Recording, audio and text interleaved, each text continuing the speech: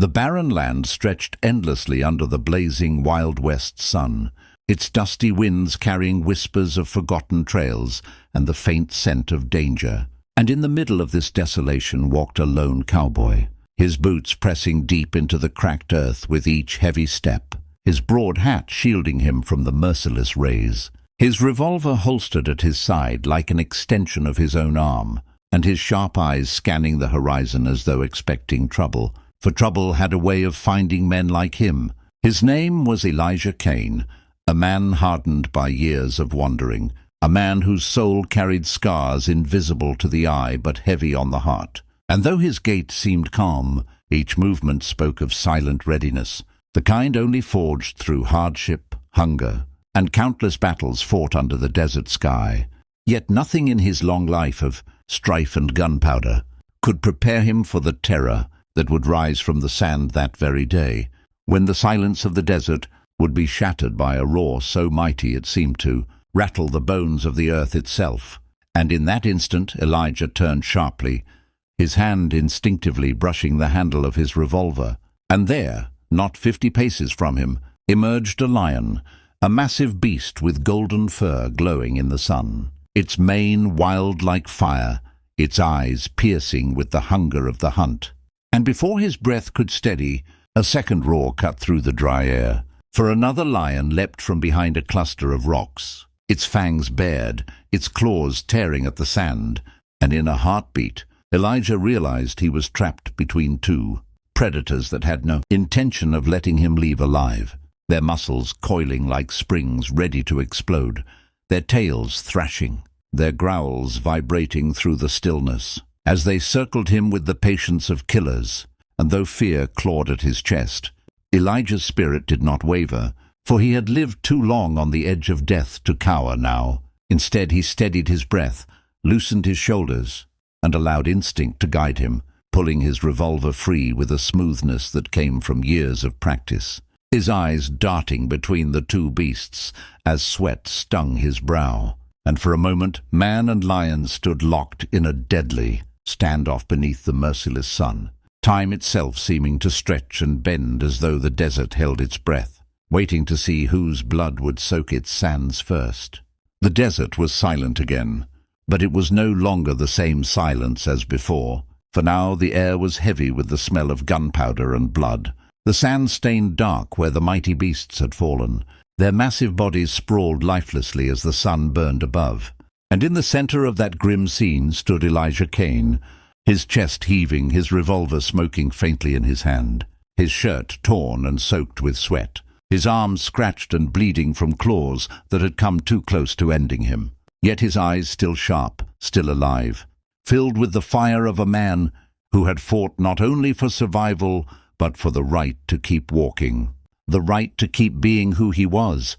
And as the hot wind blew across his face, carrying with it the faint echo of those lion roars that would forever remain in his memory, Elijah holstered his weapon slowly, his hand trembling, not from fear but from the release of a storm that had raged inside him for those violent minutes of life and death. He tilted his head back, staring at the blazing sky, and let out a long breath, as though offering thanks to whatever force had spared him once again. Yet he knew deep inside that luck alone did not carry him through. No, it was his will, his grit, his refusal to bow to the jaws of fate. And though the lions lay dead, Elijah understood that the battle was far from over, for in the Wild West, danger was not bound to beasts alone, but to men who were often far more savage. Still, there was something in this victory that would become legend, a tale whispered in saloons and campfires,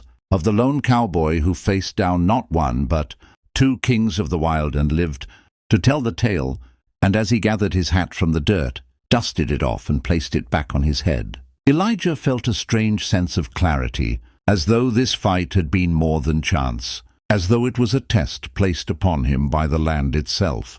and by passing it, he had earned not just survival, but a place among the myths of the frontier. Yet he also knew myths were fragile, for hunger still gnawed at his belly, thirst burned his throat, and the road ahead stretched farther than he could see, So with one last look at the fallen beasts, he turned his back to them and began to walk again, each step slow but steady, his shadow long upon the sand, his heart heavy but burning with the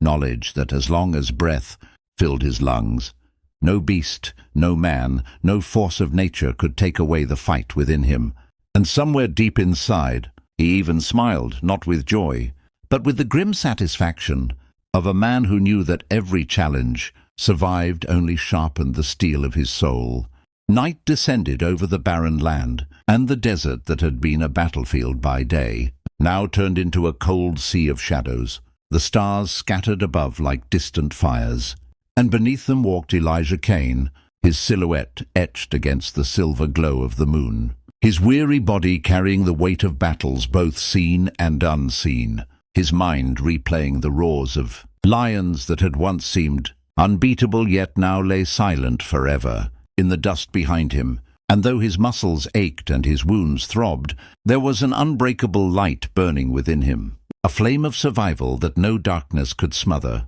For Elijah had faced death and answered it with life, faced fear and answered it with courage. And now each step he took across the endless sand was no longer just a march for survival, but a declaration, a defiance, a living legend being written with the rhythm of his boots against the earth. Yet even in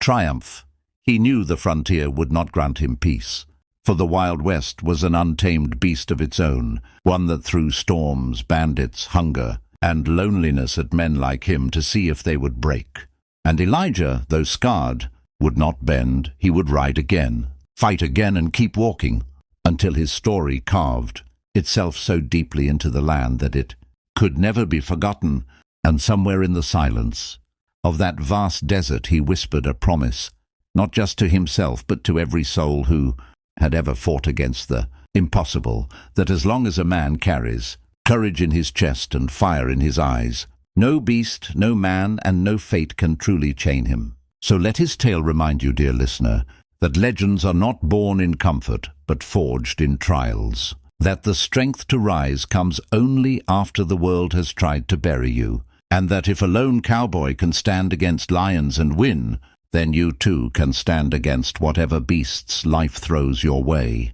For the heart of the frontier beats inside all of us, waiting for the moment we choose to fight, survive, and live on. So if this story lit a spark in your heart, make sure you stay with us, subscribe to the channel, and keep riding with our tales, because the West is wide, the legends are many, and the next story might just be the one that changes the way you see your own journey forever.